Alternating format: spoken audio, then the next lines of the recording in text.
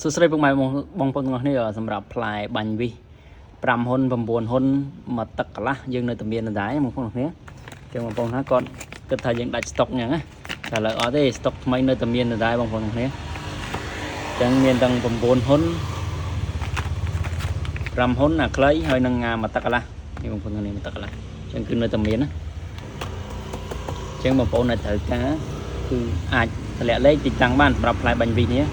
តម្លៃសង្កថាធូរថ្លៃដោយសារតម្លៃសង្ស្មើនៅលោកគ្រឿងសំណងនៅលោកតាមគ្រឿងសំណងតែគុណភាពវាគឺអែមបងប្អូនគឺខុសនេះឆ្ងាយយើងបាញ់ទៅវាអត់ត្រួតអីទេហើយវាឆក់ល្អទេចឹងនិយាយទៅប្រាមួយដឹងមួយនេះតែញ៉ាំមកប្រអប់នេះទៅបងប្អូនប្រើបែកផ្សេង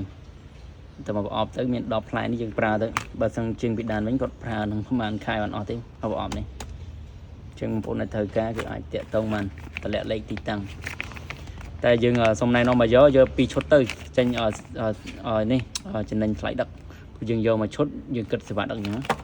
ព្រោះនេះចេញថ្លៃដឹកអត់កើតទេមកឈុតអីអញ្ចឹងព្រោះវាចំណេញបានមកឈុតមករៀបអីទេអញ្ចឹងគឺចេញថ្លៃដឹកអត់កើតទេអញ្ចឹងតើបងប្អូនយក2ឈុតទៅយើងចេញថ្លៃដឹកឲ្យ2ឈុត2ឈុតឡើងគឺចេញថ្លៃដឹកឲ្យអញ្ចឹង